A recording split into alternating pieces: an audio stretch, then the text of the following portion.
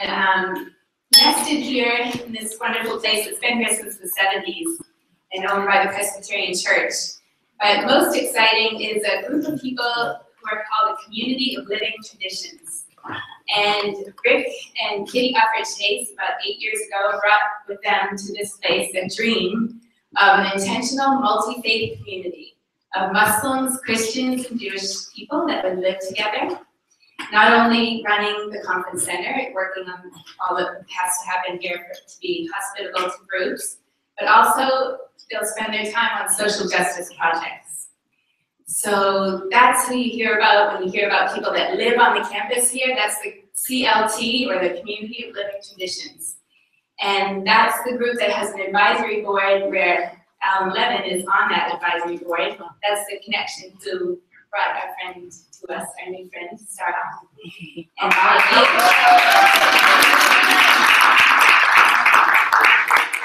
So we love when we get to show off this place to local people, because we have people that come from far and wide to spend time here, but when we get to have an event like this, that local people can come over and check us out, we're really happy to have you. So just logistically, this restrooms you might have seen when you first came in, back this way, there's some, and there's also down this hallway. I guess the most important thing I want to tell you is just make yourself at home. So afterwards, if you want to chat with any of our residents or staff here, find out more about us. This tonight is sponsored as well by another acronym, the CLBSJ. That is the Center and Library for the Bible and Social Justice, which is an amazing little spot on this campus. And our director is here, Mark Johnson.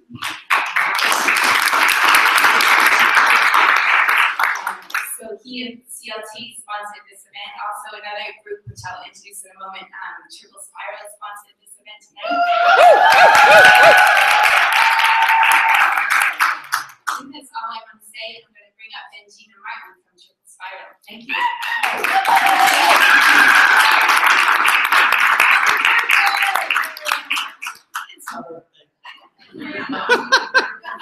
In case any of you missed that.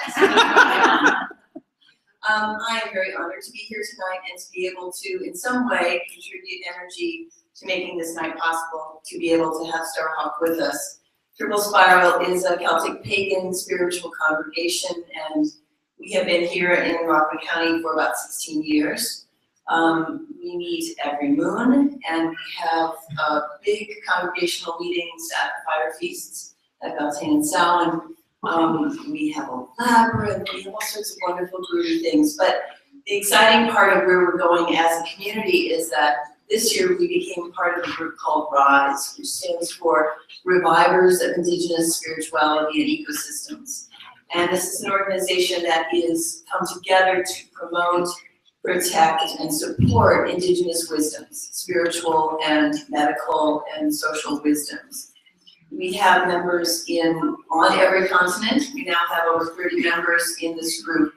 And our big mission is to make contact, to connect different groups of indigenous spiritualities, pagan, neo-pagan, and other forms of indigenous spiritualities. So that's a big piece of what Triple Spiral is doing, and we've also become members of the URI, which some of you in the interfaith communities may know, the United Religions Initiative, and so we're also participating with those groups around the world in the interfaith movement, which seems to me the only way we're going to save the planet. I have a few logistical notes. There are books for sale tonight.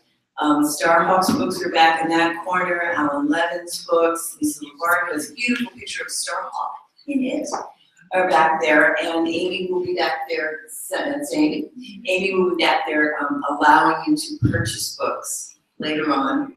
And before I turn things over to Alan, I would just like to take a moment to, from the bottom of my heart, thank the woman that we've all come to hear tonight, because she is a founding mother, and she is the reason that I stand here as a priestess, and why so many of the women in Triple Spiral have found their way to the goddess, and we are deeply, deeply, deeply grateful.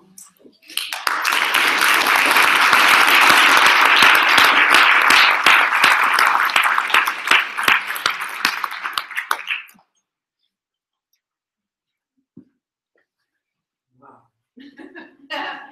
This is really exciting. exciting. It's really exciting. There are so many different circles and spirals of people together here. And I'm just so happy that this happened with so little effort, really. Just a good intention that a chance thought that occurred about 2 weeks ago, I think, just a little over 2 weeks ago. And we started emailing. I heard that Starhawk was going to be in New York and just checked out. You know, you think you can make it through Stony Point? It's on the way to somewhere else.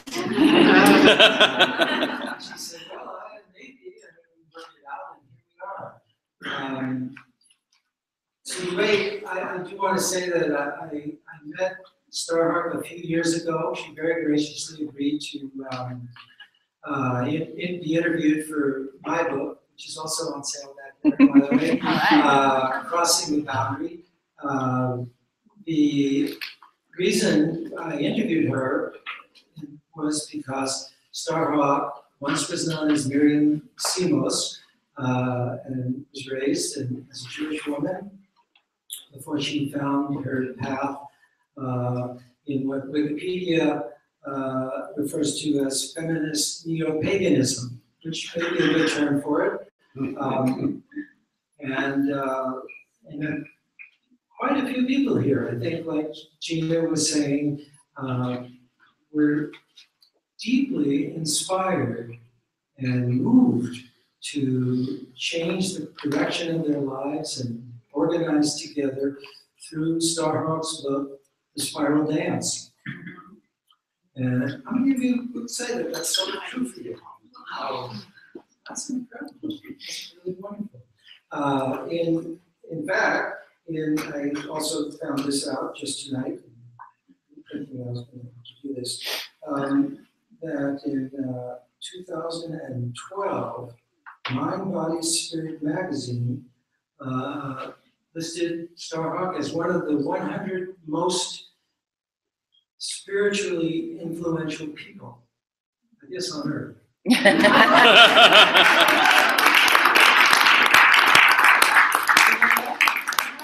didn't even know that.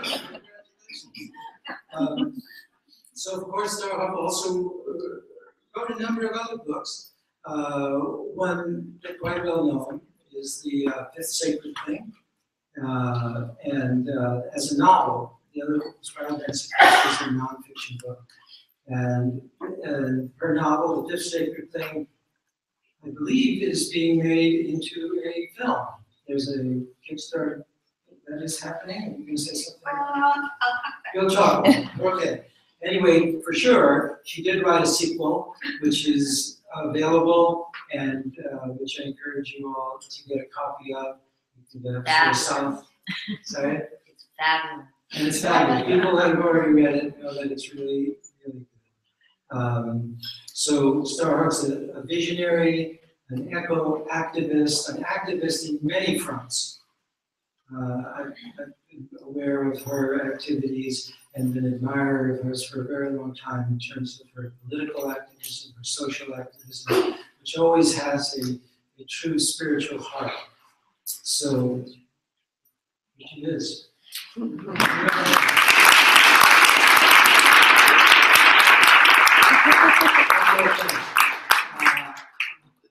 have a hidden agenda, which is that at some point in the not too distant future, Starhawk will come here again and will lead a workshop in her eco-activist training for the people of Rockland County, Westchester County, who are deeply committed, many of us, to the vision that she has for the nature of eco-activism. She does these eco-activist trainings. If any of you want to, there's one happening. You can get flyers, but they're in California.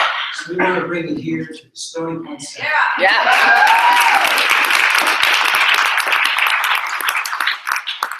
I will also say there is actually one happening in Western Massachusetts in June at the Rowe Camping Conference Center. We have brought it to the East Coast, and we could bring it back to the East Coast. Good evening. Thank you all for coming out tonight. It's really great to be here. I really appreciate Alan contacting me at the time when I really thought everything was all set for this little tour, and then it was too late to add anything. And my friend Robin Rose Bennett, who's also a wonderful author and herbalist, had been trying to get me to commit to doing a talk, and I had just finally said, I think it's too late. And then I got Alan's email, and I thought, maybe I should put the two together and see if we can do something. So here we are. And people can come on in still. There are some spare chairs. Maybe if you got a spare chair, you can raise your hand and people can find them.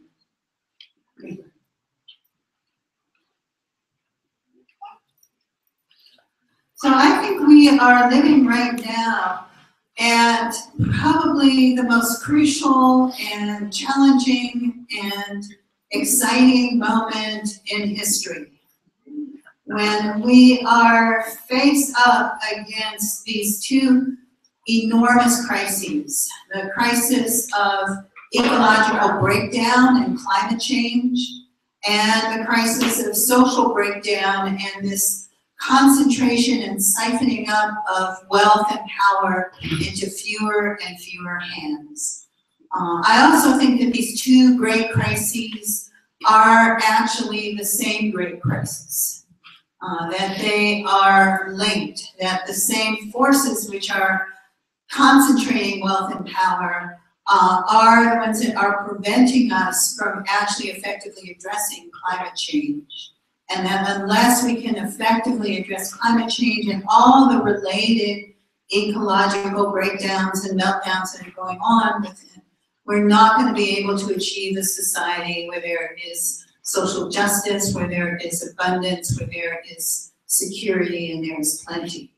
So to do that simply requires a few minor changes in our economics, our technology, our energy systems, our food growing systems, our transportation systems, basically in our way of life. So that's easy to do, right?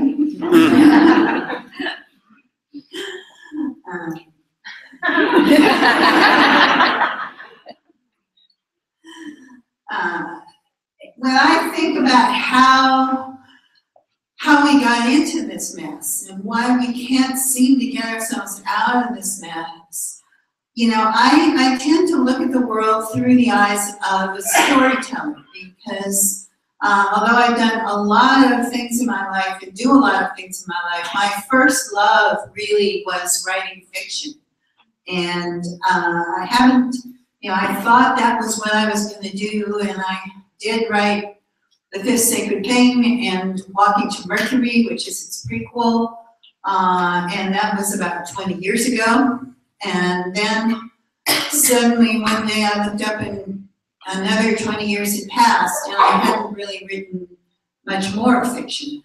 That was because I was actually like having a life. But you hit a certain age and you realize if you want to do a number of big long-term projects that take years and years, once you pass 60, you kind of either have to get on with them or not, because you just don't have infinite decades left ahead of you. So for me, that was part of what inspired me to go back to the world of the Fifth Sacred Thing and back to the world of fiction. The other thing that really inspired me was looking at the stories that we are telling each other and ourselves about the future in our culture, and seeing little or nothing that actually gives us any hope for a future we might want to live in. You know, I think one of the reasons why the latest Star Wars is the top grossing movie ever at the moment, and why before that Avatar was the top grossing movie, is that they're among the few that actually show us a future that at least partly is something we might want to live in. Avatar, of course, it's all on another planet. They mentioned in passing that we destroyed our Earth. In Star Wars, you know, it's kind of a mixed bag, but everything else seems to be Mad Max and, you know, the apocalypse and the utter destruction of everything around us. And I believe that we need our imagination. We need to sort of project our imagination into what we want to create before we can create it. It's actually an ancient spiritual and magical teaching that if you want to do something, create something, you first have to envision it. You get the image in your mind, and then you put energy and intention and will behind it. And that is how you can create it. Someone once said that movies are our collective dreams. And if you look at that, and then you look at all the movies about the future and the stories about the future and what people are writing about the future, you have to conclude we are living in a nightmare. So I felt like it is a political act and also kind of an act of faith, a spiritual act, to try to imagine a future that we might actually want to live in and that we might actually be able to create. So to address these crises, again, I also look at them through the eyes of a storyteller and say, are we in this mess because we are telling ourselves the wrong stories? You know, in Western culture, we have been telling the story for a couple thousand years now that basically says spirit and nature are separate. And nature is sort of lower and spirit is higher. And the body is bad and suspect, and the disembodied is good. And you know, light is good and dark is bad. And those stories, I think, are actually underlie part of the reason why we have trouble addressing climate change. Because they lead us to believe that somehow we are not bound by the body, or that to be bound by the body, by nature, by the physical reality of the world is somehow to be in a constricted, lower state, and if we can somehow transcend that, you know, then we can do anything we want without having to deal with nature's limitations or like nature's constraints.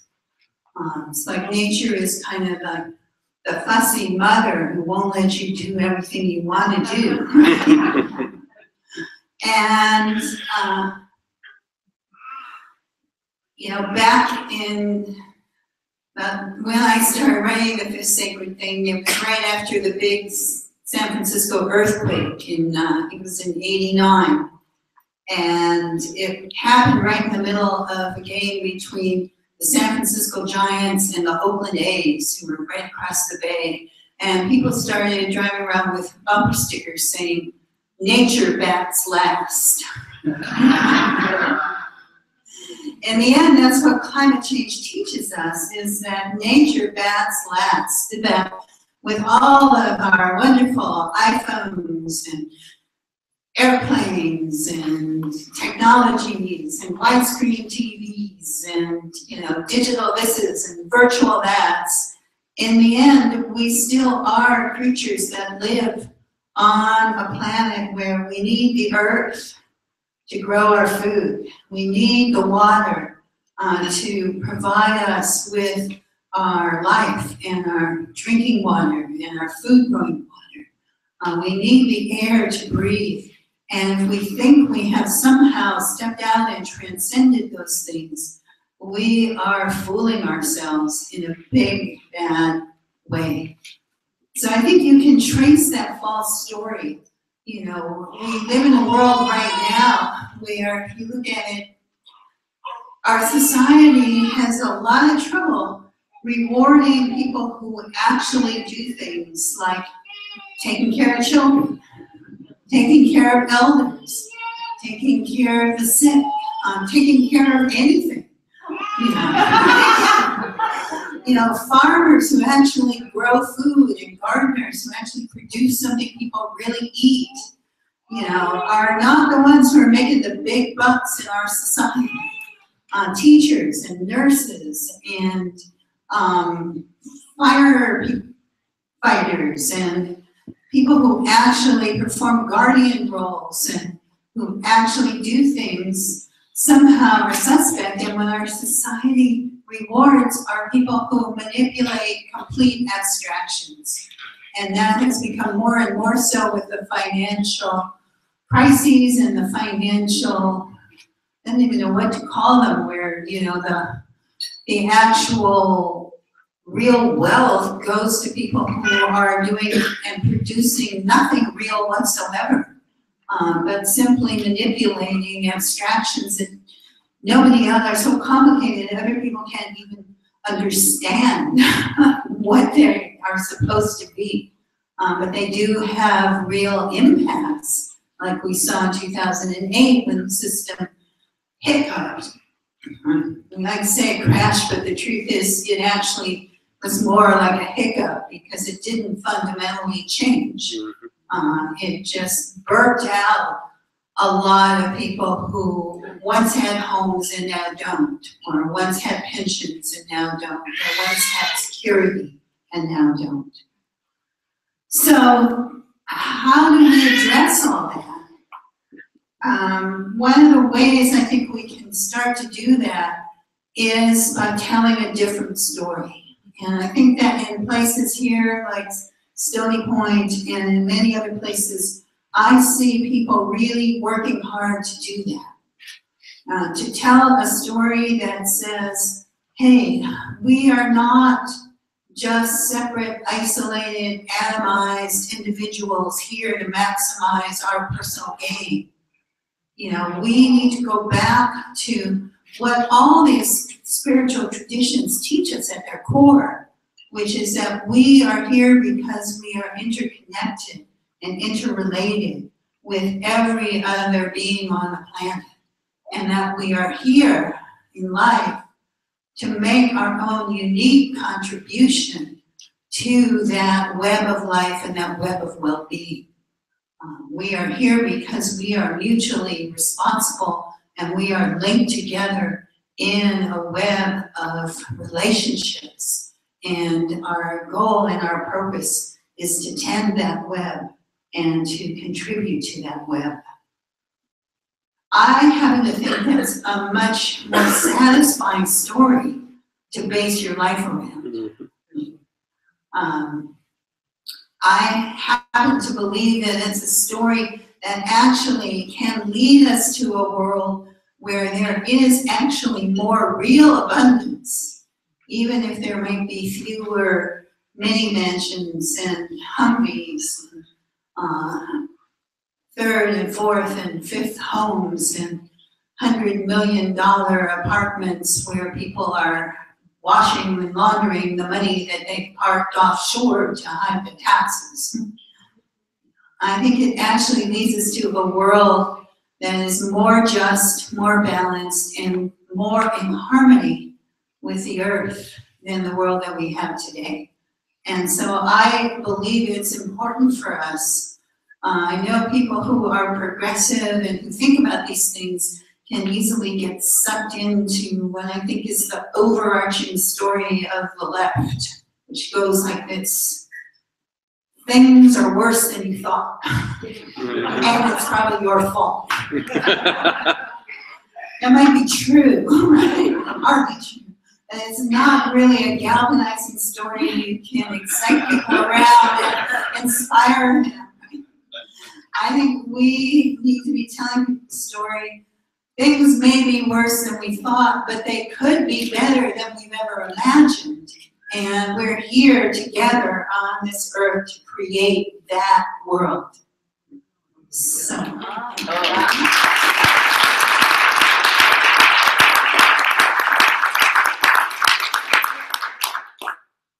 So I want to read you a few pieces of some of the vision that is in the City of Refuge and in the Fifth Sacred Thing. I started in the Fifth Sacred Thing with the declaration of the four sacred things, because I was looking for an idea of what would it be like if people came together around a set of ideas that linked, across different religions, across different ideologies, different politics, but really spoke about those things that are common to us all. So it goes like this. The earth is a living, conscious being. In company with cultures of many different times and places, we name these things as sacred: air, fire, water, and earth. Whether we see them as the breath, energy, blood, and body of the mother, or as the blessed gifts of a creator, or as symbols of the interconnected systems that sustain life, we know that nothing can live without them. To call these things sacred is to say that they have a value beyond their usefulness for human ends, that they themselves become the standards by which our acts, our economics, our laws, and our purposes must be judged. No one has the right to appropriate them or profit from them at the expense of others. Any government that fails to protect them forfeits its legitimacy. All people, all living beings are part of the earth life, and so are sacred. No one of us stands higher or lower than any other. Only justice can assure balance. Only ecological balance can sustain freedom. Only in freedom can that fifth sacred thing we call spirit flourish in its full diversity. To honor the sacred is to create conditions in which nourishment, sustenance, habitat, knowledge, freedom, and beauty can thrive. To honor the sacred is to make love possible. To this, we dedicate our curiosity, our will, our courage, our silences, and our voices. To this, we dedicate our lives.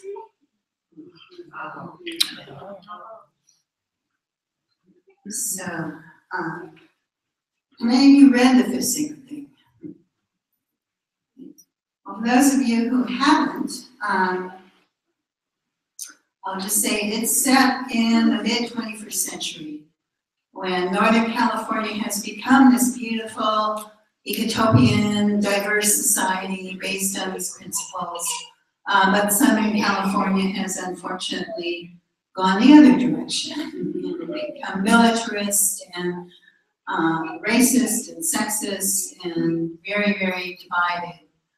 So the story really centers around what happens when the Southlands invade the North.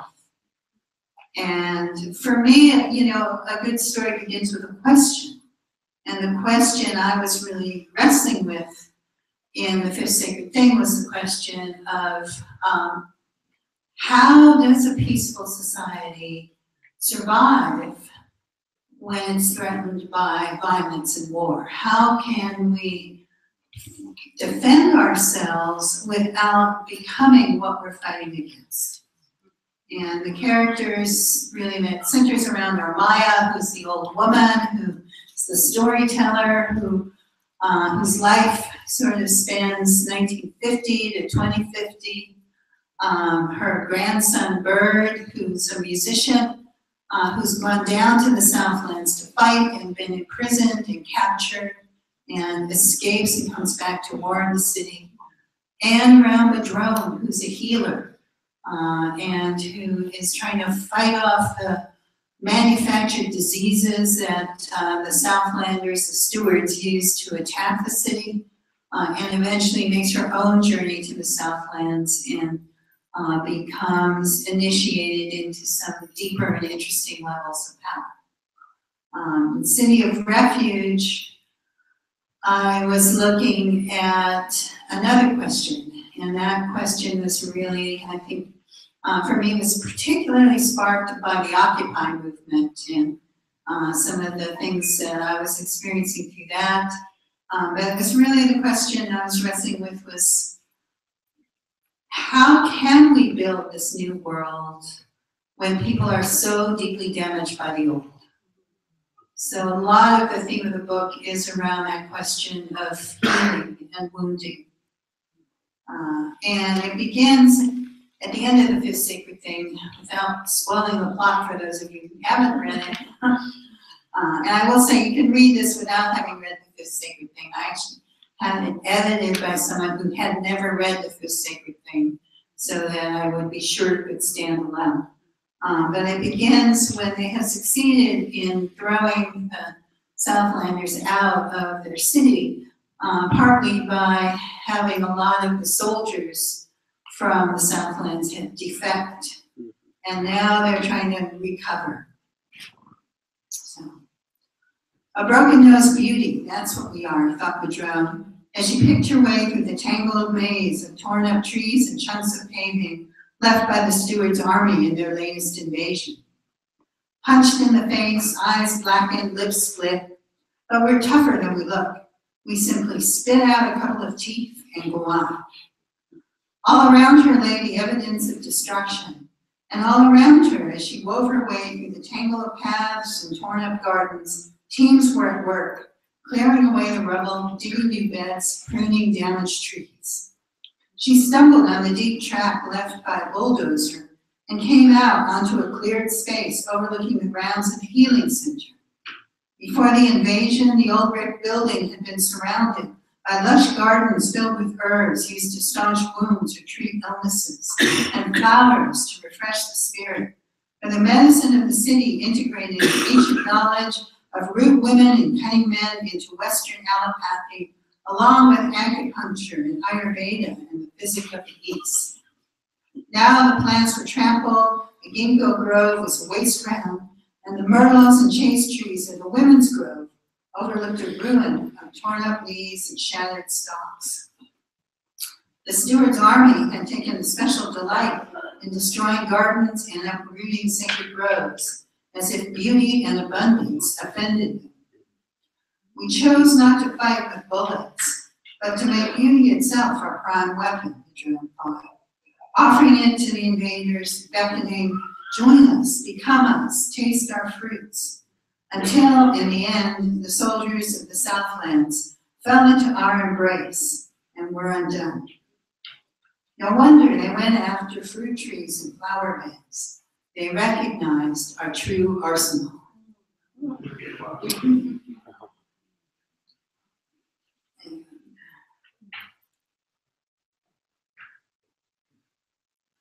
So, one of the soldiers who defected, the soldiers don't have names, just numbers. But when he defects, Madrone actually works to heal him in the Fifth Sacred Thing and gives him a name, which is River. And now River and his old unit are sitting around playing cards, bored, not sure what to do, while everybody else is madly, trying to clean up the city and repair it. And finally it occurs to him that maybe they should join in the work. So River was feeling good. Each heavy load he carried seemed to strengthen the somebodyness inside him, as if it were a muscle that developed with exercise. Perhaps it was. He had destroyed a lot in his time, and that was one way to feel power. To make another somebody cringe or cry out in pain, to shut a pair of eyes for good and wipe out that somebody. He had always enjoyed that, because by comparison, he felt alive. Felt for one moment that these muscles, these bones, his hand, and the will attached stood out together as a unit of its own. But this was a different sort of pleasure. Slower, deeper, watching the wall slowly rise, concrete chunk upon concrete chunk. What's this for? He asked a young boy. We're building a raised bed so the elders can garden without having to bend and kneel. When we're done, we'll fill it with earth and compost. River liked that. He thought about Maya, imagined her down on the street, planting a flower with her papery skinned hands. The workers around him, he noticed, were mostly young teens and even small children. The adults were working on structures and buildings, leaving the garden repair to the younger ones. In the center of the garden stood a red spear on a pedestal. What's that? River asked one of the older girls. That's Mars. She looked up at him, her dark, straight hair framing an elvish face. What's Mars? Thick glasses hid her eyes.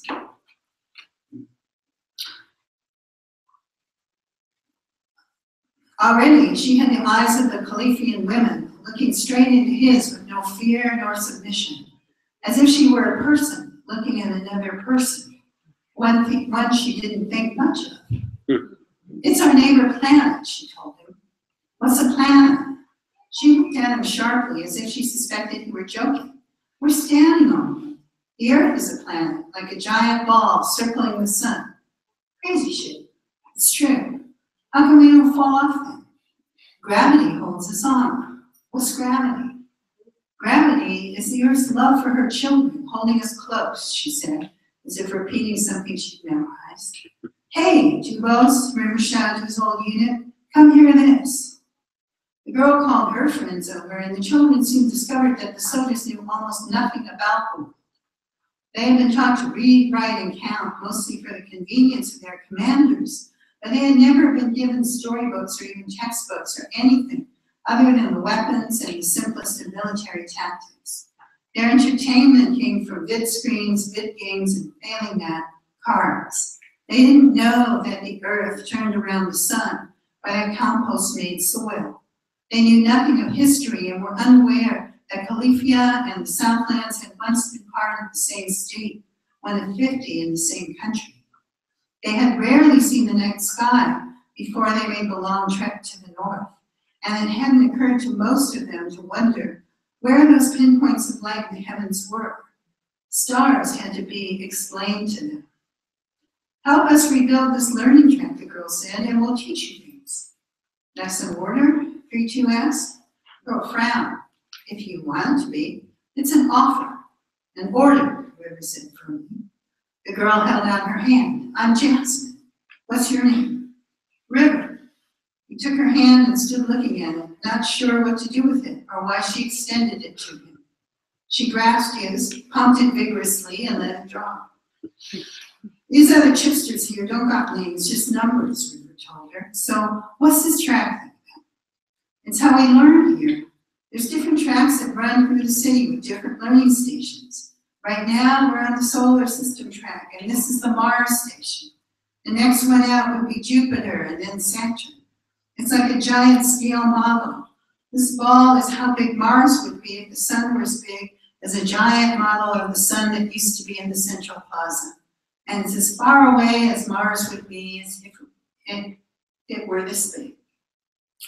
River and the other soldiers just looked at her, mystified. So Jasmine explained that on the solar system track, every planet had a learning station. Mars had its sphere, and around it were gardens with herbs that belonged to Mars, and flowers in martial colors, along with statues of war gods from many cultures, Ares and Chango and Thor.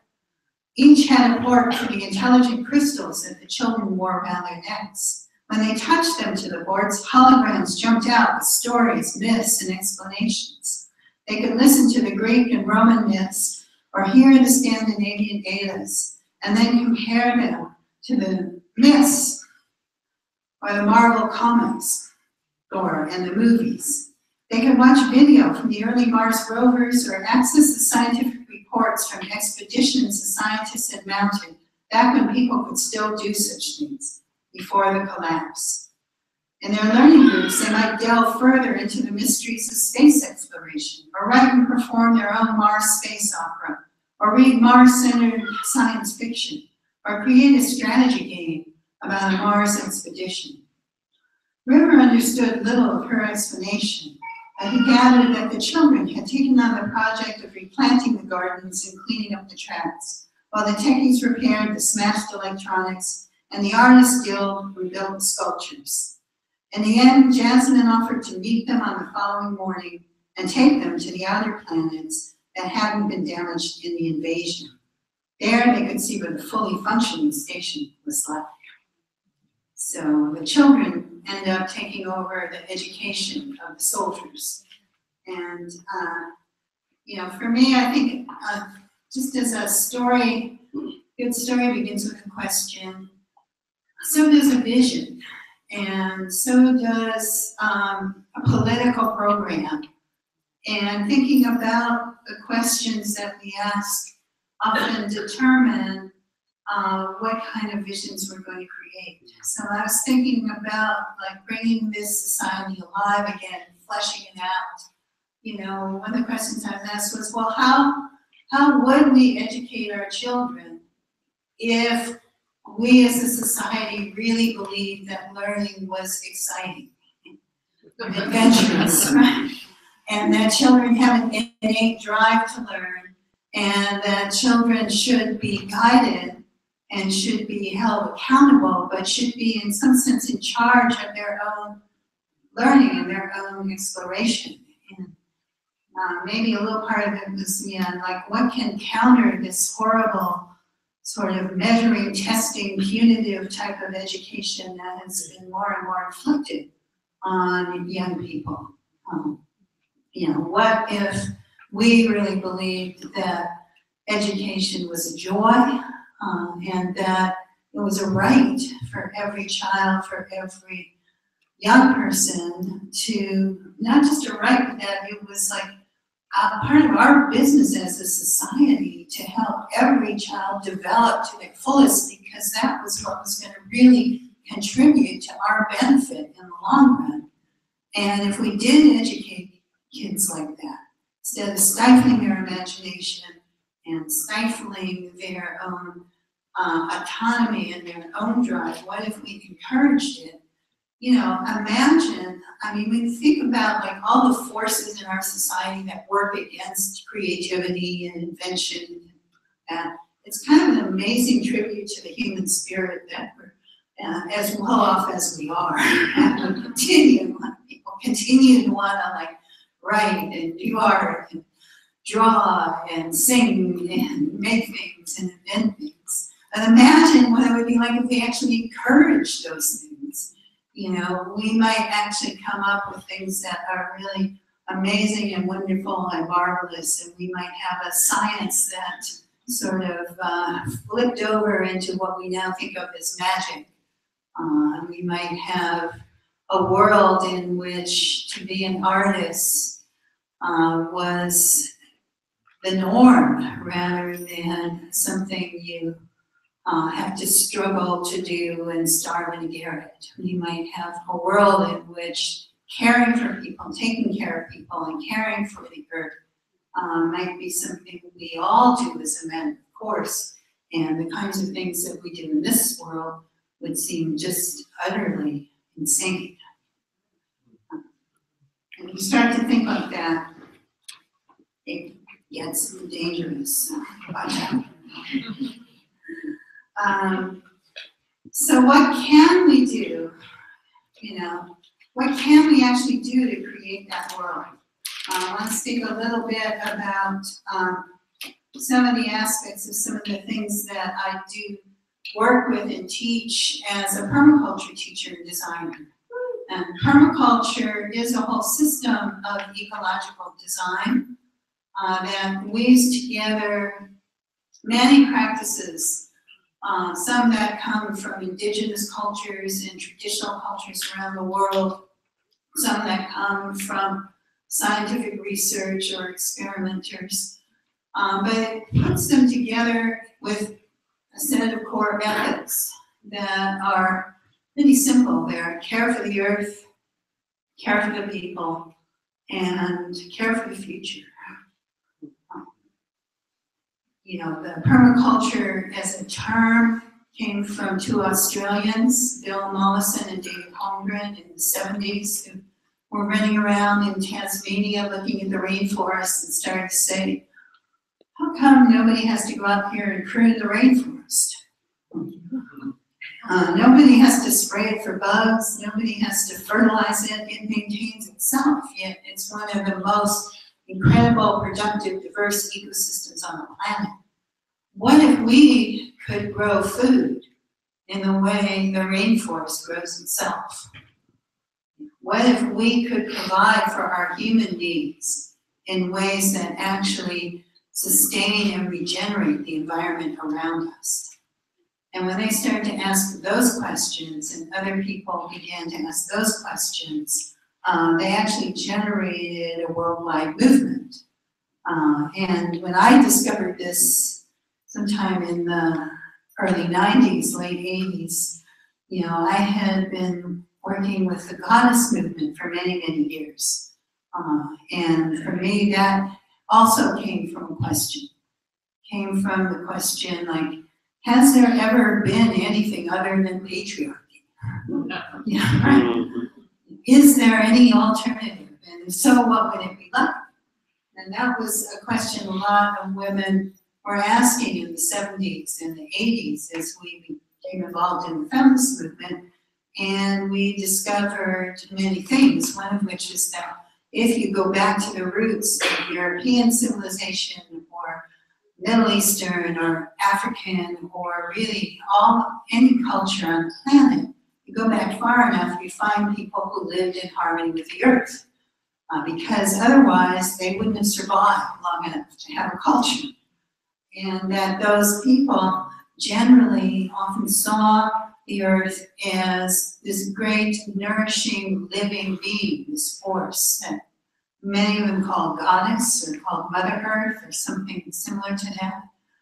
But that this connection to that principle of bringing life into being, that sacredness of the body, of nature, all things, was core and was key to the underpinnings of all of the great cultures and all of the great religions. So I've been researching and writing and teaching about that and creating rituals about that for many, many years and singing about healing the earth and meditating about it.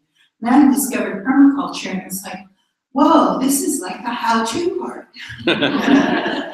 Yeah. This is the instruction book. Now we can sing about healing the earth and we can go out and find a toxified piece of ground and figure out how to bioremediate it and bring it back to life and health. This is really cool. This is deeply empowering.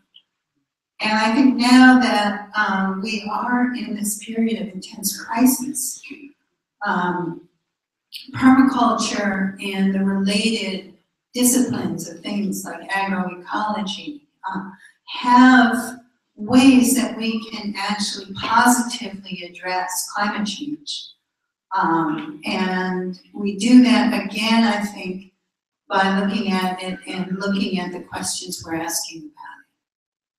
So if we, instead of just asking the question of how do we reduce carbon in the atmosphere, if we actually look at climate change as systematic environmental meltdown, it's, you know, ecological degeneration on a mass scale, which is really what it is. Then the question we can ask is, can we actually restore and regenerate ecosystems on a large scale? How can we do that? And the hopeful part is that the answer to that is yes, we can. We actually can regenerate landscape on a large scale.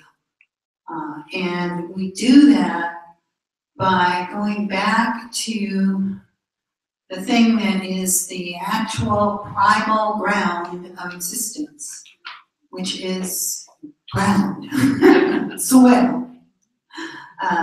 That you look at climate change, again, why is there all this excess carbon in the atmosphere? Well, obviously, you know, a lot of it is from burning fossil fuels. We know that. You know, we took all this carbon that nature had sequestered in oil and gas for hundreds of millions of years and started burning it. And that pumps a lot of extra into the atmosphere. But there's also a lot of excess in the atmosphere that comes from the way we treated the soil. Digging it up, plowing it up, exposing it to air. When you know, living soil is full of humus. And humus is what? It's soil organic carbon. It's kind of like a big carbon docking station. Like on Star Wars, you know, they have those big things where little rockets come in and dock here and there. Well, that's what it's like. It holds on to elements and minerals and water and other little things, and that's how it helps make the soil fertile. It holds all the stuff that the plants need. But when you plow up the soil and expose it to the air, that soil organic carbon mixes with the oxygen, and what do you get? Carbon dioxide. Yeah.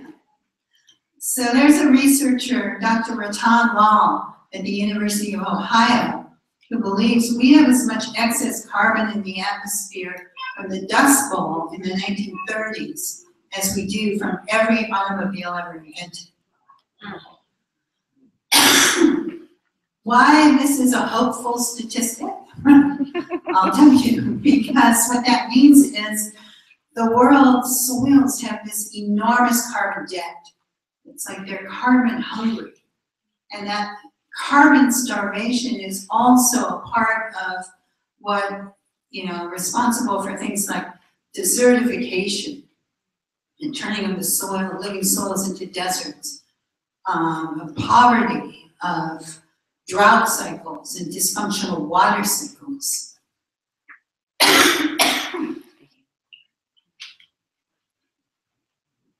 Better address my own water cycle. Makes me thirsty just thinking that.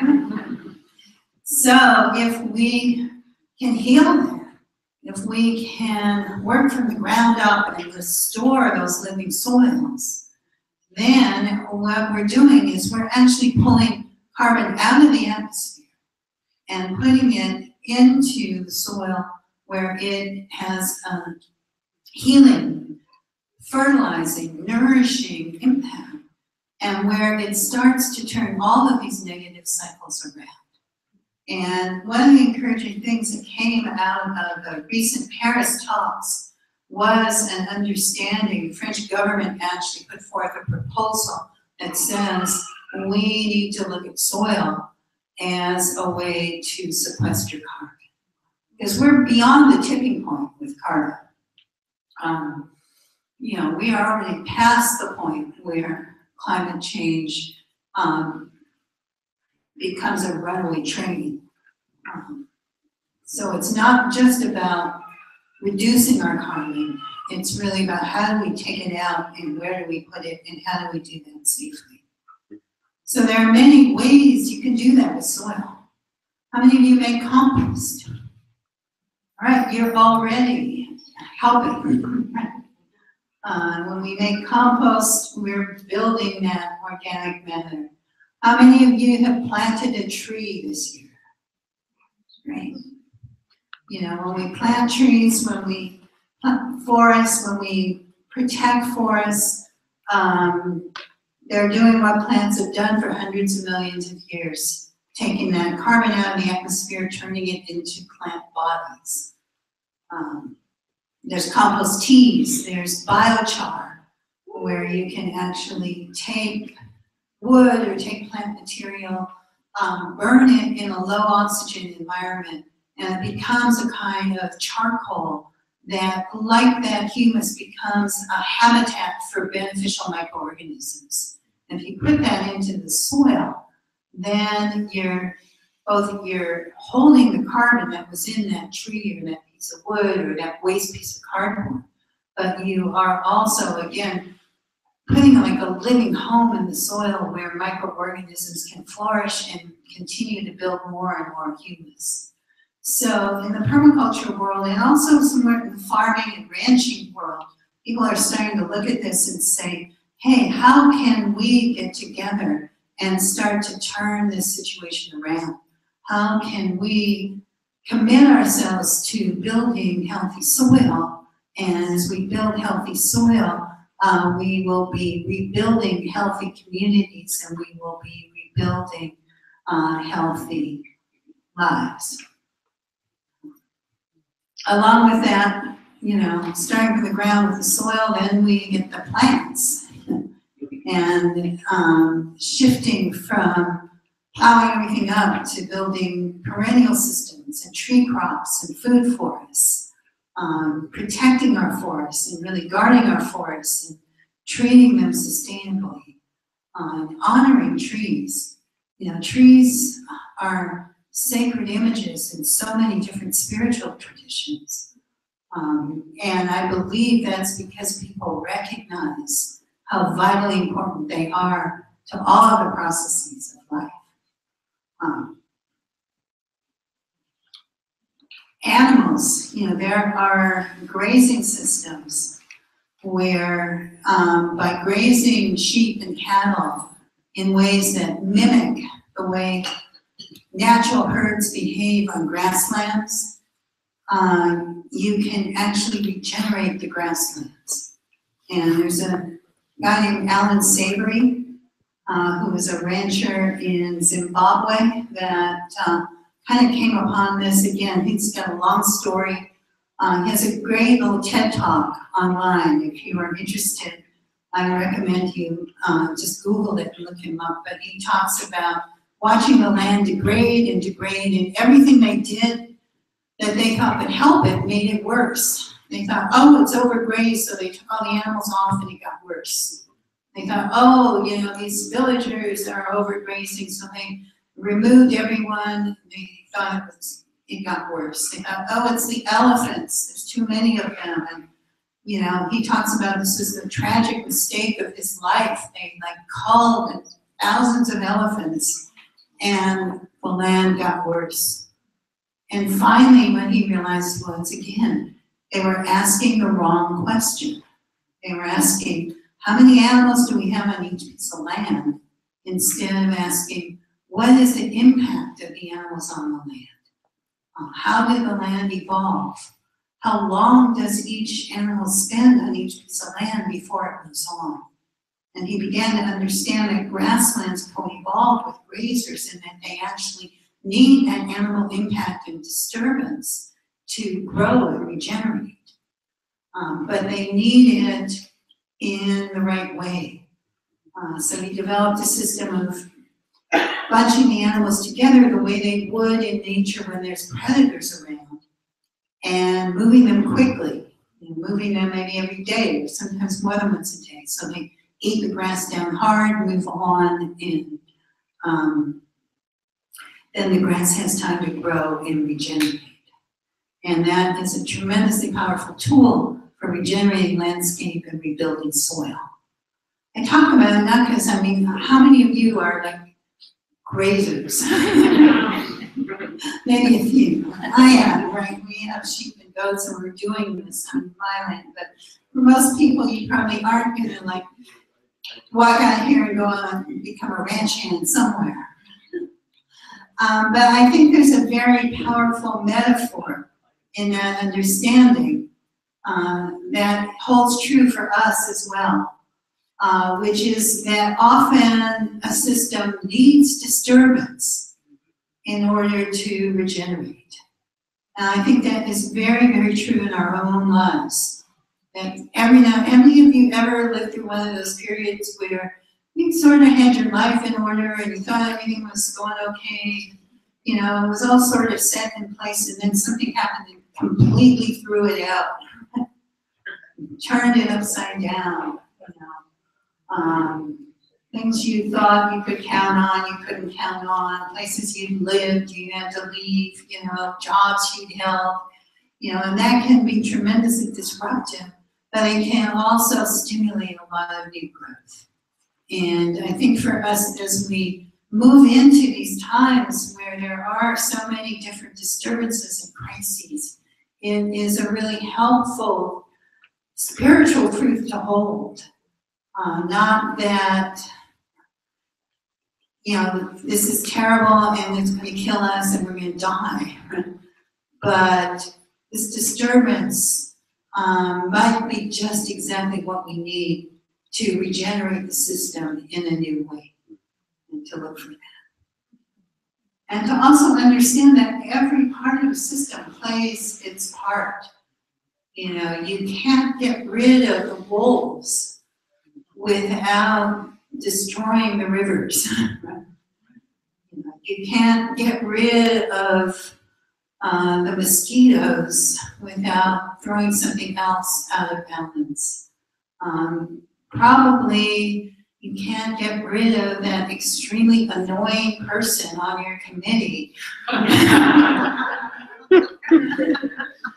Or maybe you can tolerate them better if you look at them and say, And what function are they actually serving? Maybe there is some function that they are serving, or some lesson I need to be learning, that merely getting rid of them won't necessarily solve. And that brings us, I think, to the third great thing that we need in order to address the crises of our times, and that is community. Because for me, if there's one word that's an antidote to climate change, it's an antidote to social injustice and racism and violence and all of these other things, it is community. You know, community in the sense that we need to reroute our enterprises in place. I was listening to a panel last week at a pagan conference out in California of indigenous people speaking about their experiences.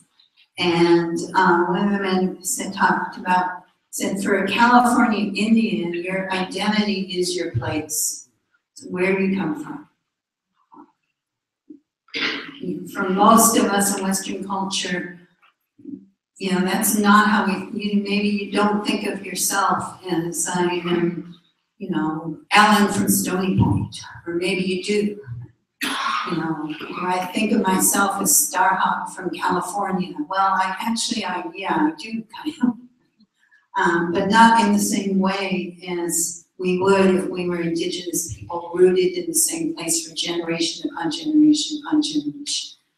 And we probably can't recapture that exactly in our own lives, but what we can do is start thinking about what would it be like to put community and community benefit back at the center of our scheme of values. So if we had something like a factory producing something, their purpose, their goal, their mission would no longer be producing short-term profits for their investors. Their mission would be producing community good, and their responsibility would be to the community where they're located. And if we start asking those questions, then we can start addressing a system which has gotten so out of whack that, you know, the average piece of food you put on your plate travels 1,500 miles before it gets to you. You know, there has sprung up a really powerful, flourishing local food movement. It's really wonderful to be able to eat food grown right here in the garden. And those things are important, again, in addressing climate change, addressing the amount of energy it takes to move an apple from New Zealand to California. But they're also, I think, important in that for us to really identify and become part of the community, it really helps when that community actually serves our basic needs. And when your food comes from the place where you live, when you're, you know, there's places in like Guatemala where every village has its own traditional huipil, its own traditional designs for the garments that the women wear. And when things are created and made where you are, where I live out in Sonoma County, our medical care and our firefighting is provided by the volunteer fire department, and the community itself takes responsibility for that. Then you develop kind of very deep and very real community ties. And I think that ultimately is what we need in order to redress both the economic injustice and the ecological injustices that we face. So I want to read you one more piece. Here you go. Sure. It's a little piece of the ecological vision.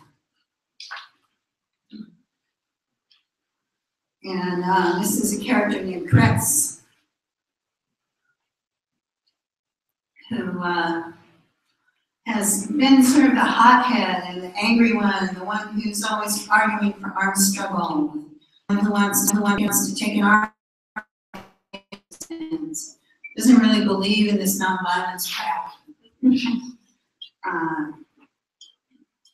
He grew up in the Central Valley and saw its collapse, and now in the book he's come back there. Crafts climbed up one of the foothills, following a sandy trail over the rocks until he could look back over the whole flat expanse to the north. In the golden glow of the low sun, the valley looked enchanted, a place full of promise where wonderful things could happen. But he knew better. This was a dry, cracked land he was born in. Whole sections had collapsed into sinkholes from quakes and emptied out of the water table below. Vast stretches had become barren badlands, and even the flat and featureless plain that still supported agriculture was salted and dying from the poisons with which the stewards drenched their fields. Yet he remembered his father telling stories of the days when the air was clear and you could see the high Sierras rising up in the east. He remembered the play of the wind in the fields, how they would ripple like the waves of the sea, tossing the light back and forth like foam. He was a man of watergill. He could feel the waters, retreated now deep below the earth, crying out to be replenished. His vision rippled, and he saw how the land could be gently carved with swales and berms to capture every scarce drop of rain, to guard and cherish every dribble, and fuse every trickle back into the earth. Then, once again, springs would well up, and vernal pools harbor delicate, ephemeral wildflowers. Wetlands would form, with cranes and herons coming in to feed, and wild geese resting on their long migrations. Shelter belts of fruit trees and nut trees would enclose green fields, and on the hillsides, meadows would clothe themselves each spring in brilliant tapestries of wildflowers, pink and orange and blue.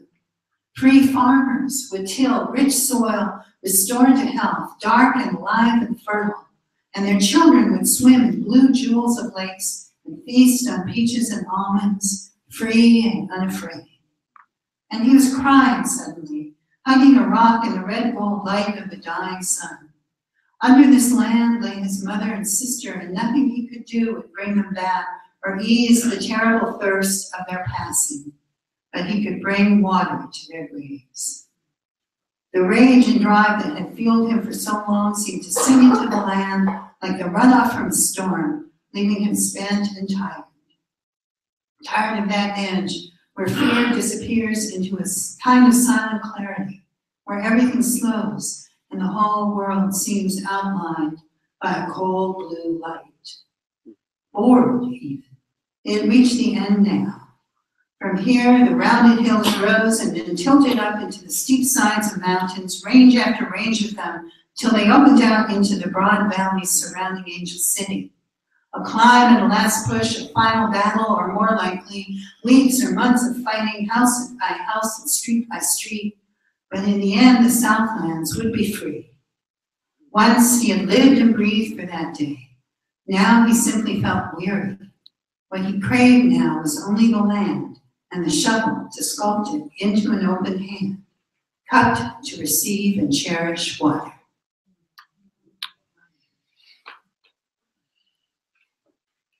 So I'd love to open it up for questions, discussion, whatever you want. Yes? It just strikes me, this last piece that you just read, perhaps, and he had a memory, and that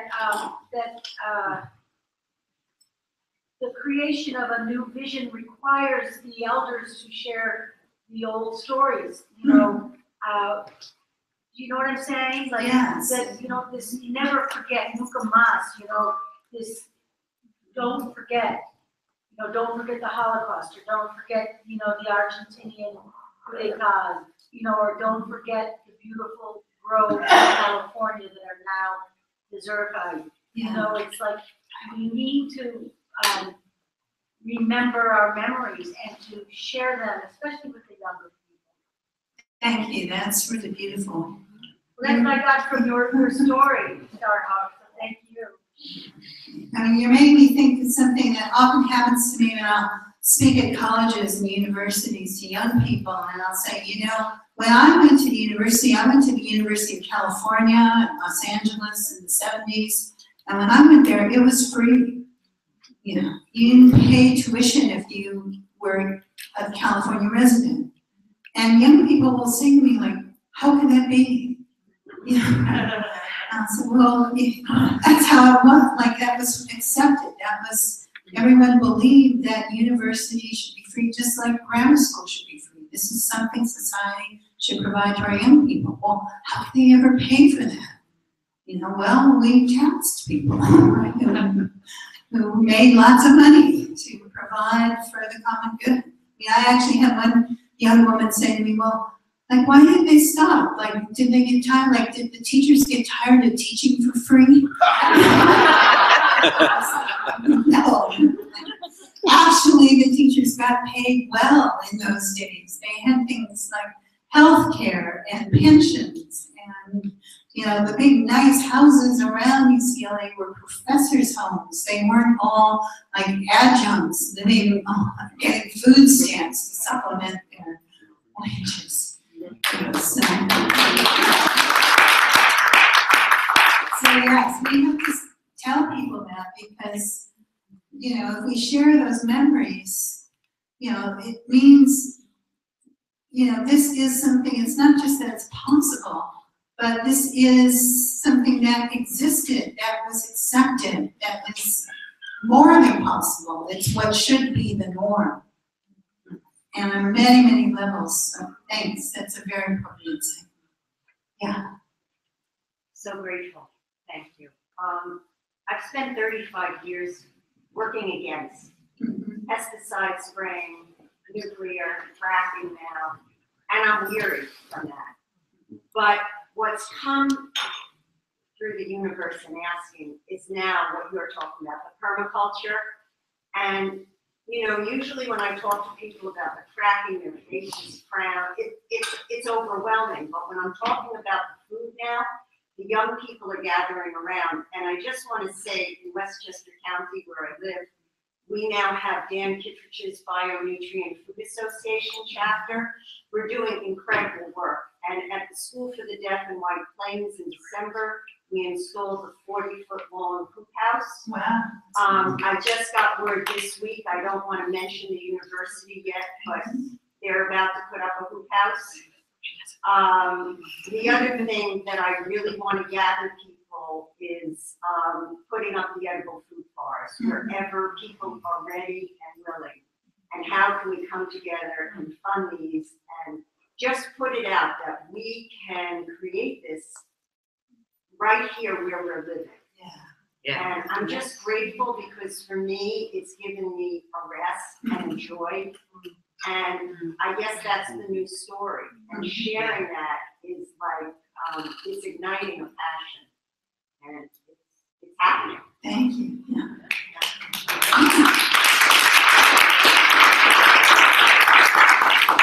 And thank you for all those 35 years of working against as well, because there are things we have to work against. Like, just because if we don't stop them, they have the power to, you know, completely destroy all the wonderful things we're for.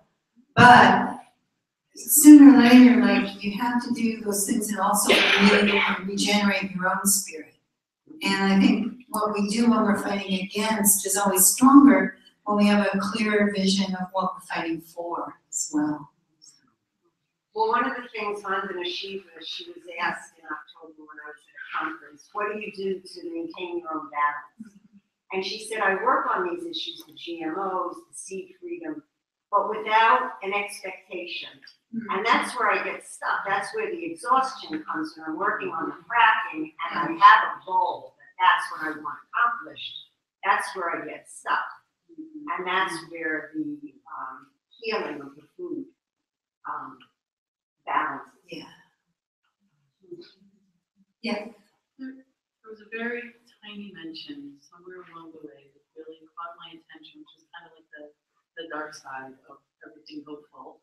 But I think it's important that you said something about that it was something other than just protecting small profits for people's investors. And I have my whole life felt that that was something that was fundamentally wrong and evil with our culture. And I always get laughing when I say that. And I think part of what your story was leading to, and especially thinking about the students who can't believe college could ever have been free, that notion has to be challenged very vigorously, that is not the primary value of society.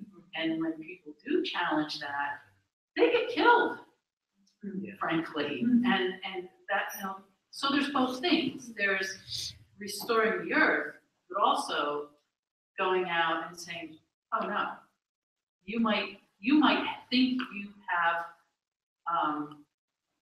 pulled the wool over people's eyes for decades, that this is the most important thing, but it is what is killing us. Yeah. So, thank you for saying that. There are some, there are a lot of people challenging that assumption right now, I think, and it's one of the things we see kind of shaping up in the next elections is, Bernie Sanders is out there saying, like, economic justice is the issue. And it's really refreshing, whether he wins, loses, whatever, that this is being put at the center of the choices that we have to make, because it is so central. Because of the way that economic system has then been used to warp everything else around it, including our values about, are you all familiar with what's been going on in Flint with the poisoning of the water, which is, it's like criminal. Like, how could you make a decision, it is criminal. Like, what were you thinking of? That you were going to save some money by allowing lead, are you out of your mind? But then you look at everything like fracking and all these other things going on, and it's like, how can you possibly think that destroying the water table and polluting it is worth doing for any reason whatsoever? And again, it's because we've all gotten in this warped thinking where it's like the bottom line is the profit and that's what's really important. And again, it's this abstraction that really doesn't exist. It's a bunch of figures of something as opposed to something that is real and is the ground of our existence. So if they laugh at you, just remember, nature laughs last. But I will say there are some things like corporate law says, by law, your responsibility is to make profits for your investors. But there is now something called a B corporation, at least in California, where the corporate charter says, no, your responsibility is to provide a social benefit. And that is your legal responsibility, not just to provide profits. Yes. I don't want to just talk to you. Again, thank you, Starhawk, for being here. I've stood in the same place, actually, over the past year and talked about an eco-village project I've been working on. And it's, I want to say, like, I also have gotten inspired from novels like Woman on the Edge of Time by Marge Piercy. And I've also been very inspired by a practical nonfiction book called Rebuilding Community in America. And I highly recommend checking that out by Ken Norwood. It's out of print, but you can still get it on the intentionalcommunities.org website. But it gives a lot of visuals for how we would, what a physical, taking back a community would look like. And for my project, which you can look at on catalysecovillage.org, we're looking at building an eco-village in Orange County near Warwick. And, we're still looking for people who could help us with land purchase. Right now, we're looking right out of Sugarloaf. But what we want to create is a space where what could be such a burden as an individual or as an individual family, the child care or elder care or food preparation or creating of food forests, where you can grow your own food, is taken on by the community. Building housing, sharing space, sharing meals, sharing spirituality. Many of you might know John Rucker from this community, and he's actually been working with a local Mexico group, like Native Mexican and South American people, who would be interested in building a permanent spiritual space to do teepee on the land, and that they would help us do fundraisers. And we really wanted to be coming from the local people in the area, such as yourselves and this whole bioregion, to create an example where people are sharing their lives together in a really intimate way, and also being able to step out from that and do the kind of activism that's necessary to protect our water, to protect our food sheds, to do permaculture, to do biodynamics. This stuff is, creating a huge tidal wave. It used to be hard to find a permaculture course. I had to go to Spain to do a permaculture course 15 years ago. Now I could join one every season. There's another one starting in every county around us. So I just want to say that stuff's happening. It's real. It's physical. It's the creation of the vision in our heads to the world around us, so that we don't have to be alone in our separate little boxes. And mine is fur line has a bigger TV. Well, I think we're all still isolated and alone, but we don't need to be that way. We just have to have the vision. Thank you. As long as there are young people that are still on fire with the idea of creating a village and doing it, we're not, all is not lost. Is there another hand? Yeah, I was thinking about what you were. Do you want to stand up and speak it out to people behind you so they can hear it too? Sure.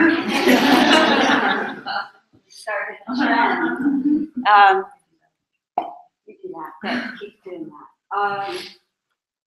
Yes, I was thinking about everything you're saying about creating a new story. And one thing I hear all the time is, yeah, but what about in the real world? What about in the real world? Yeah, but that's not the real world.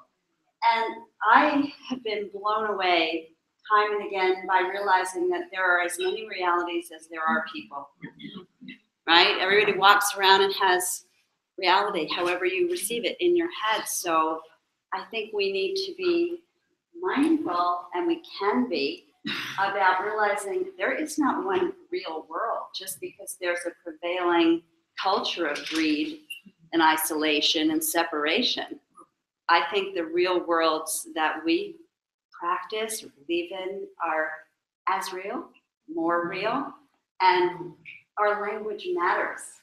The language, like just in hearing stories like this, right? It shifts us, and it shifts something in us, and then we do things differently.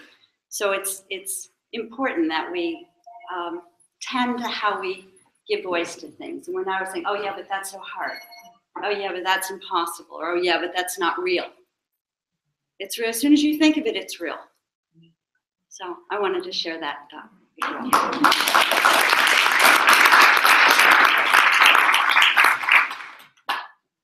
Yes. I was going to speak before, you were feeling the burn. And it sounds like you are. I guess my question is for everyone here. Like the time is really now. Let's say if we want this to happen, if we want really to be, to bring all these things that we talked about today. Speak up, please. Sorry. The time is really now. And so I guess I'm asking, I've been trying to find out, like, what's everyone doing? Like, I know we can each have one vote, but how are we really galvanizing? I know there's a lot going on happening. So I'm just wondering, like, do people realize that it's really now the primary in the next couple of weeks, that it's so important? Thank you. I mean, I will say, if you look at it through the lens of the story, like, what would make for a more interesting election?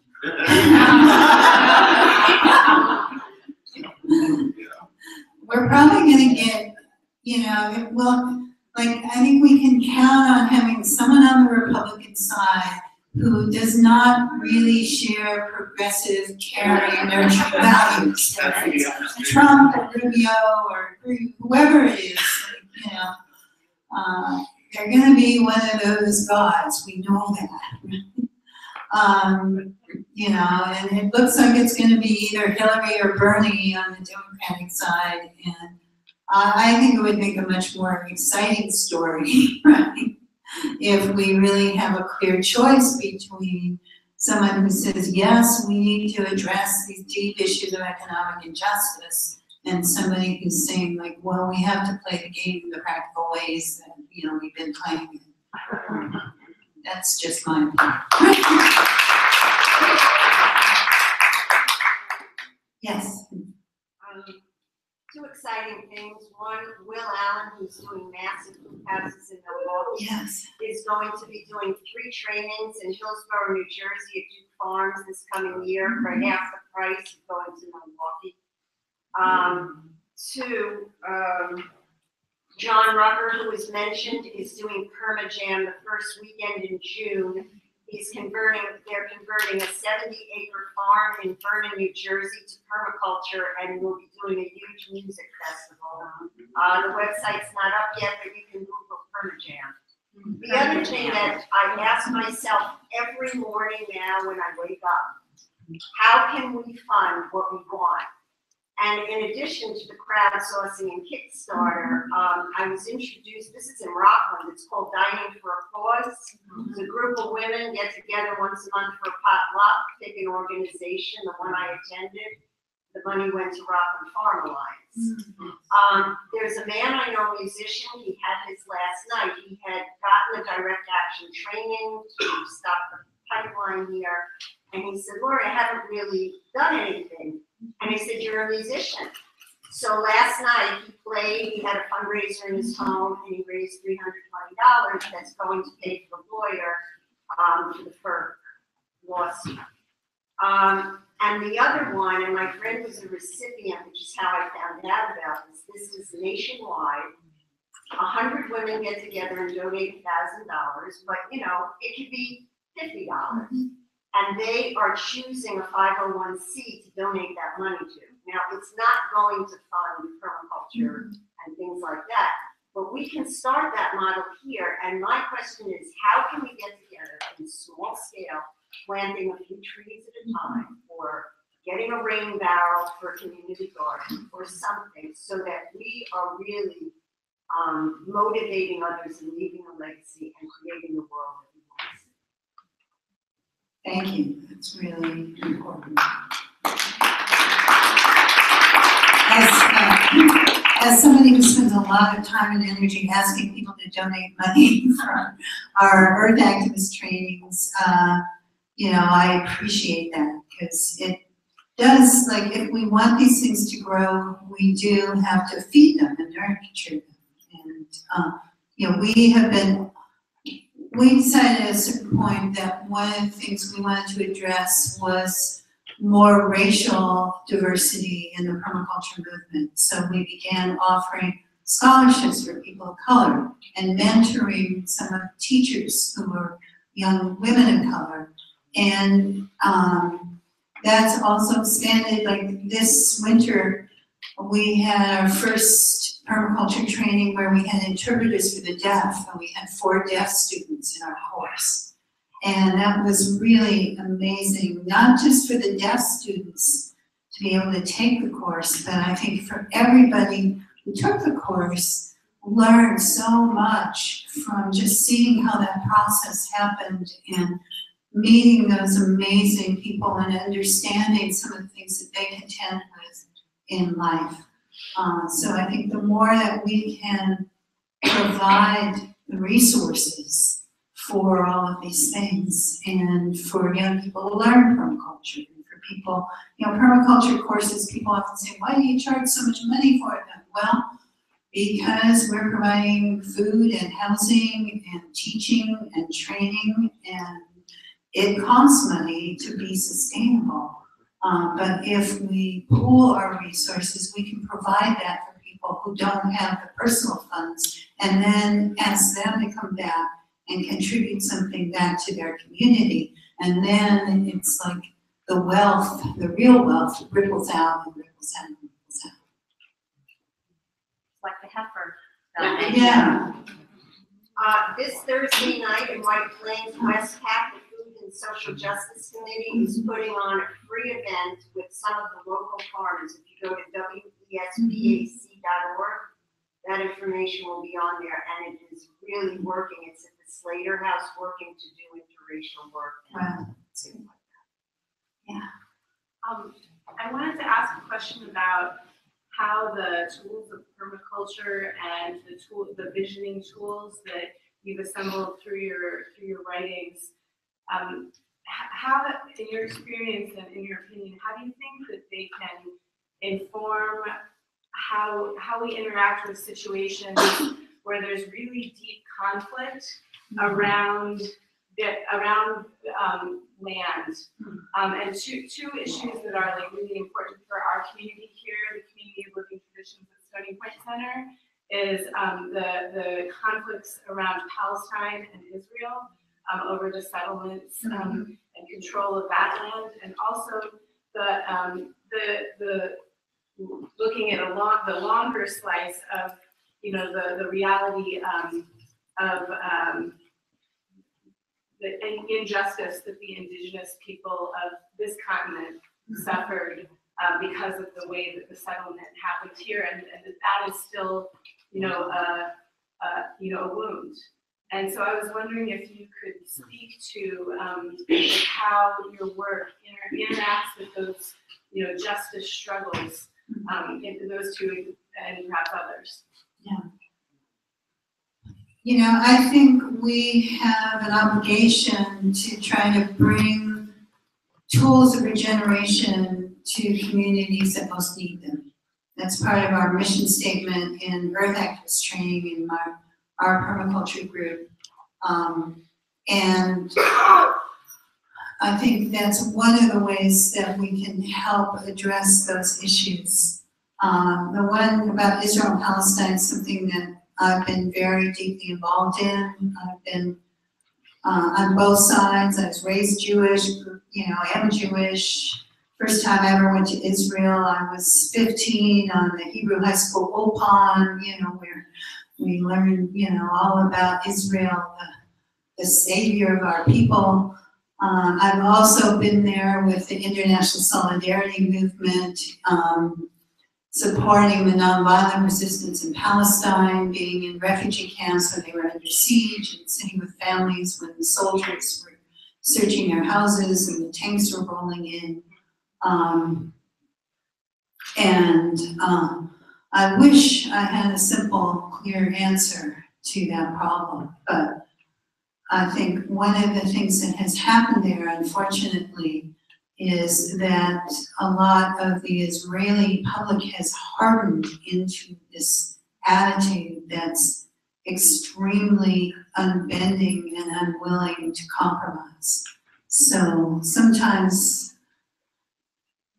it's like sometimes in a personal relationship, you have somebody that you can use all the nonviolent communication in the world with, and they're still completely unreasonable, and you just sometimes have to say, you know what? I can't live with you in this community, right? Or I have to set this boundary. I think it takes the rest of the world to actually do that for Israel and to say, hey, we can love you as people. We can affirm the history and the pain of the Holocaust and all those things that we know go into this situation. But we have to draw a boundary. If you're going to continue this path of injustice, then we're not going to buy your goods, and we're not going to support you, and we're going to do the boycott and divestment and sanctions like people did with South Africa, and trust that we're going to work to shift public opinion. And I actually see that as happening, and that public opinion around the world is shifting to sort of say, hey, Israel isn't really ever going to be safe and secure when you're in a position of trying to control and oppress another people who are there. There's something that would happen.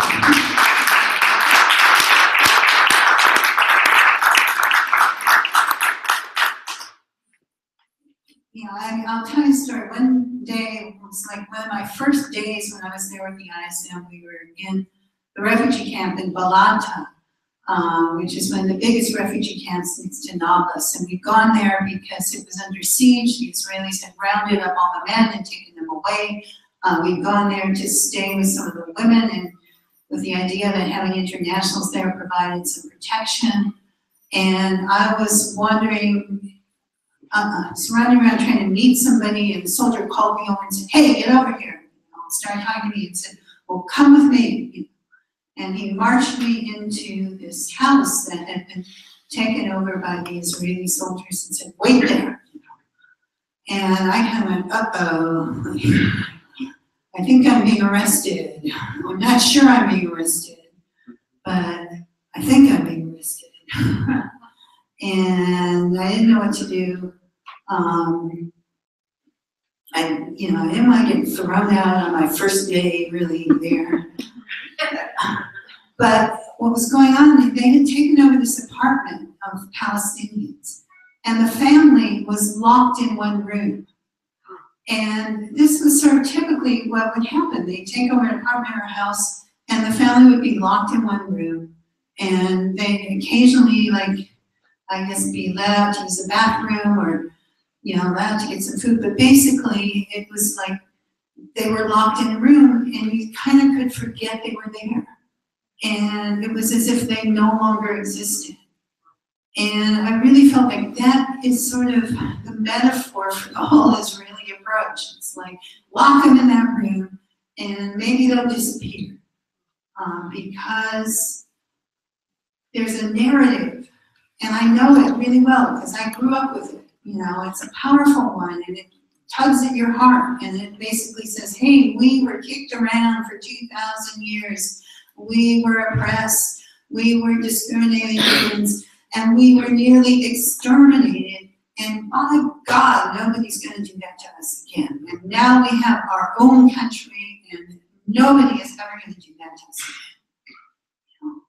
I mean, it's a powerful story with lots of truth to it. The only problem with it is it leaves out the Palestinians. And as soon as you admit them into that story, that narrative no longer works. And so you kind of have to keep them locked in that other room. But keeping them locked in that other room, it's like having a psychological complex you try to repress. It's going to come back. It's not going to work in the long run. It's not really going to make you safe. It's not really going to make you secure. It's not really going to make you happy. And in fact, you are missing out on connections with people who, in many surprising ways, are far more like you than you might ever imagine. Because that is the thing I learned from being in Palestine. Having to face my own fear of going in and connecting with people who I was raised to think of were dangerous and would hate me, is they're more like Jews than almost any other people. They're smart, they have more PhDs than any people on the planet. You take the ultra-Orthodox Jews and the ultra-religious Palestinians, they all agree on which parts of a woman should be covered. You get them together on something and they start falling in love with each other and, marrying each other, and that is probably one of the things the Israelis really fear, But they're great, they're really amazing, incredible, resilient, wonderful people. Some of them aren't. Some of them are like any other group of people. Wouldn't really want to be with them, but some of them are really amazing and really incredible, just like the Israelis, just like any group of people. So you're missing out on that if you can't admit them into your story. At the end of my story was like, I called the person who was our coordinator, who was our sort of guide, who had more experience, and said, like, Cleva, what do? I think I'm kind of being arrested and I don't want to be here. And she said, well, why don't you just try to walk out? And I looked around, I realized the guy who told me to sit there was gone. All the other soldiers were sitting there playing cards and whatever. So I just picked up the cell phone and I said, thanks guys, I found my friend, thanks so much, and walked out. I walked down the steps, and our steps were full of soldiers sitting there cleaning their weapons and opening and closing them. And I just kept just smiled and said, "Thanks so much."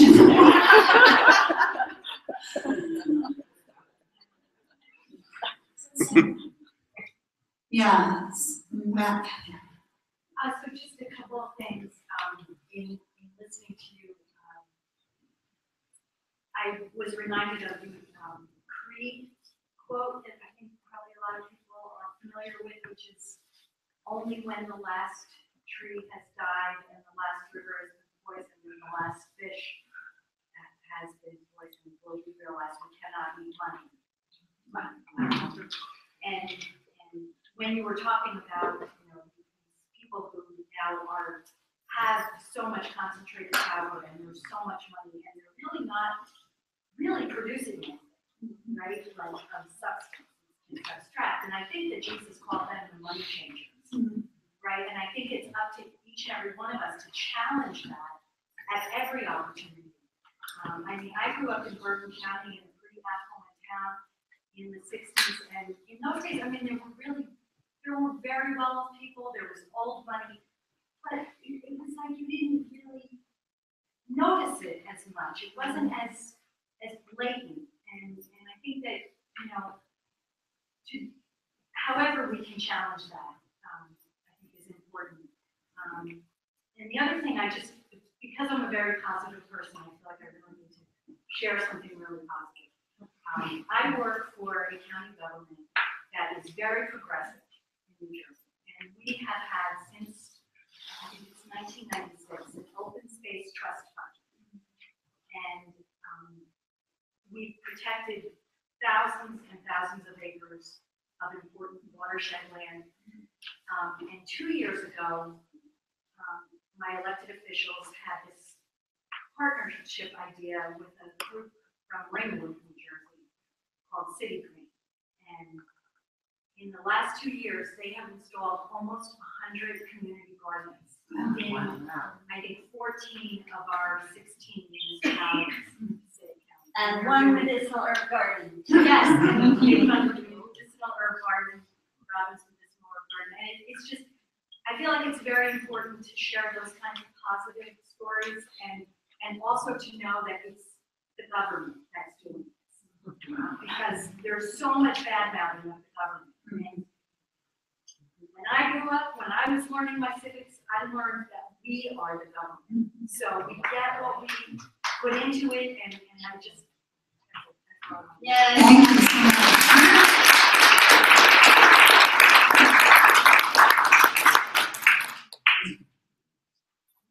Yes. Starhawk, I want to thank you, I'm sure on behalf of many, for in Spiral Dance providing such a powerful framework for our workplace spirituality. And I find it so interesting and inspiring that it seems like the new framework for ritual, or perhaps in addition to those frameworks for ritual, is more a call to action and engagement in the way of, for example, permaculture, custodians of the elements, nurturers of community. I'm interested in how your own spiritual practice perhaps has evolved from that framework and context of spiral dance to now in these movements that you're talking about, and how can we put them together? Or if you were to do a new edition today of spiral dance, how would that look different? Well, I would say the new edition, I actually wrote about 10 years ago a book called The Earth Path, that in my mind was sort of like, the spiral dance translated more into the world of direct connection to the earth. And I think, in some ways my spiritual evolution has been kind of backwards. Like, it would make sense in life to start off with the spiritual path that involved like digging and carrying heavy objects and building things, and then as you got older, getting the things that were more ethereal and just meditation, but it sort of went the other way, where I began with things that were the stories and the meditations and the mythology and a lot of internal work. And then at a certain point, I got introduced to a group called the Wilderness Awareness School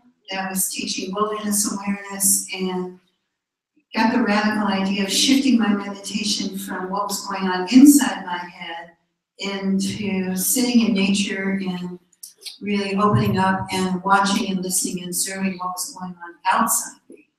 And one of the things I discovered is it actually takes a profound internal shift to be able to actually focus on what's going on outside of you, because it's really easy to sit there and go like, so mad, so and she did said this, and he said that, and I've got to write this.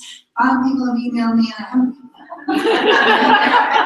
And you know, half an hour can go by, and you haven't actually been in the woods at all. But to still that mind, even for a time, so that you can actually watch and look and listen and start to notice things like what the birds are saying and how the spider web looks when it catches the light in the morning, you know, or what the breeze is saying. Those are things that then actually start to feed you and help to replenish and restore your energy. So I guess my path has gotten more down and dirty and practical over the years. I hope at some point it'll spiral back out when I really can't get down on my knees at all, right? And just go more mythical and mystical. Yeah. Yes, in fact.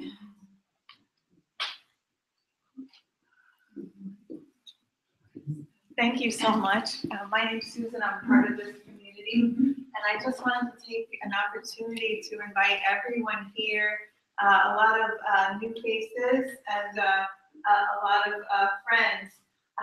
A lot of the things that you're talking about, the spirituality, the food that is prepared here from our greenhouses, and we have some of our farmers in the audience. We've got Will and Matt.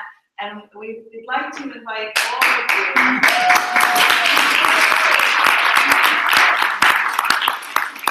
We'd like to invite all of you back for a really exciting weekend, April 8th and 9th, where in affiliation with Princeton and the Peace Action Coalition, we are hosting a multi-faith anti-drone conference.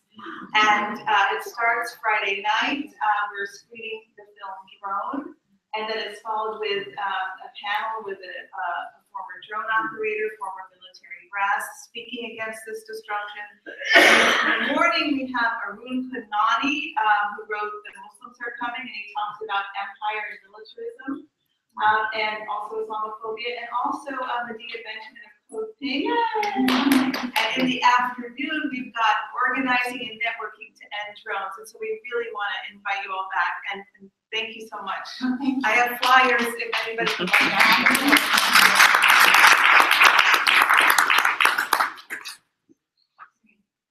Yes. Hi, I wanted to share a friend of mine named Rachel Marco could not make it tonight because she's working with the chapter that she's opened up in Ulster County called Earth Guardians. How many of you have heard of Earth Guardians?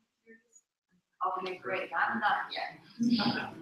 Very briefly, they are a youth-driven environmental organization, and their original headquarters are in Boulder, Colorado.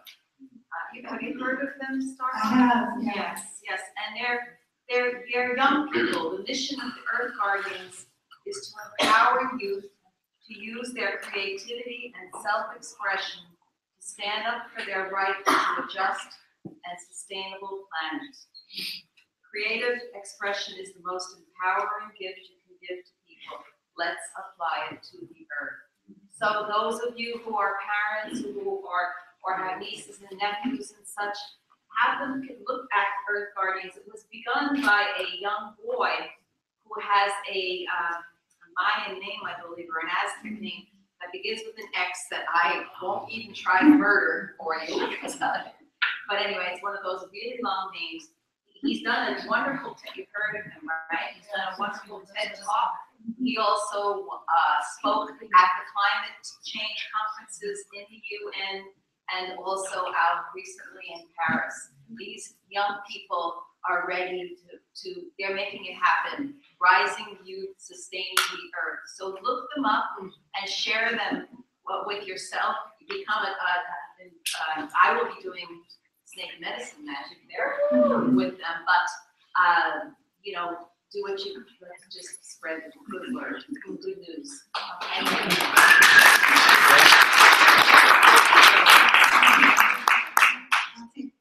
You and then you in the back, and then I think we probably should end. Yeah. Starhawk, I first came to know of you in Watertown, Massachusetts, that many years ago. I was just wondering if there was any hope that you would lead us in the gym. That can be arranged. Yes. Very short question. In the face of the oppression of women all over the globe, how does feminism get pushed out of the progressive movement? Yeah, I think that one of the things we need to do is just, again, make it clear that when we talk about any of these issues, when we're talking about, you know, the climate change, when we're talking about economic issues, when we're talking about the destruction of ecosystems, that the impacts always fall heaviest on women and on children, because women tend to bear the brunt of the work of the world that is caring and nurturing for the living and the old and the future generations. And that still holds true in spite of all of our efforts to shift and change and spread that burden. In essence, it's like, I think that set of values that denies the importance of caring and nurturing is part of that patriarchal culture. It's part of that story that tells us, like, strength is all about who you can kill and about violence. And the strength of giving birth, the strength of caring for a child, the strength of caring for your community is not important. It's not as valued as the strength of being able to fight and kill somebody. And I think we have to counter that and very consciously counter that as, again, that patriarchal story. Because first of all, it denies women's strength and the strength of all those values that women have held. And it also denies men the strength of nurturing and caring, and that is part of men's work as well. I think there's a lot now, you know, I hear young people questioning gender altogether and stuff like, why do we have to have women and men, you know? Like, what about people who aren't either, don't identify with either pole? And I think it's important to stand up for those rights and the rights of people to be gender fluid and to live in safety and whatever. But I think we aren't yet at a point where we can erase women from the equation. And because, as you said, still around the world, women are oppressed. And until we actually liberate women, we won't really be able to liberate people who don't really want to identify one way or the other or want the freedom to be fluid. So those liberations march together. They're not at odds with each other.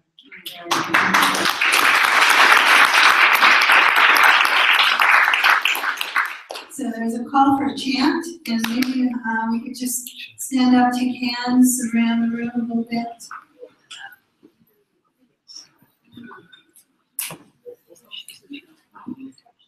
So this chant has a bass. You can sing with no words. It goes, and oh,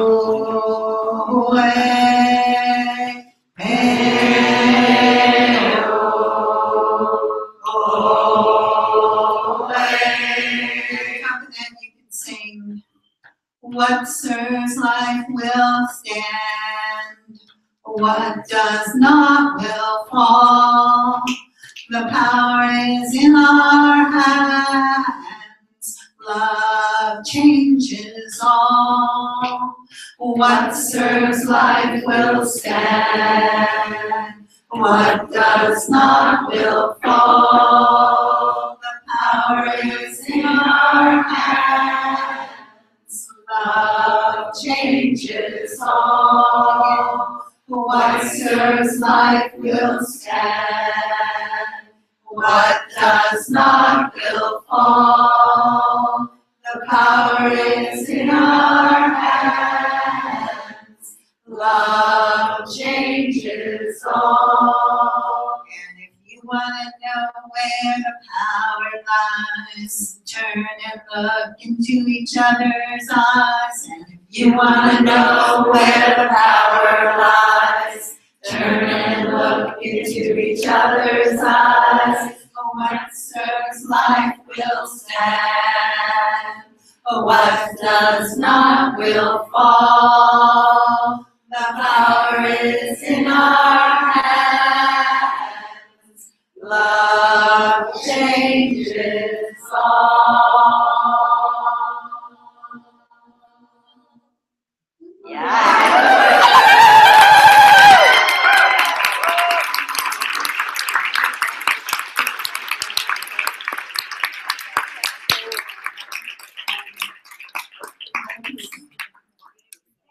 Thank you all. Thank you for coming out. Thank you to Are you all signing of us. books now? I will be signing books now, and there are flyers there for other things that I'm doing here. And thank you again to everybody here from this wonderful place in Sunny Point Center for providing this space.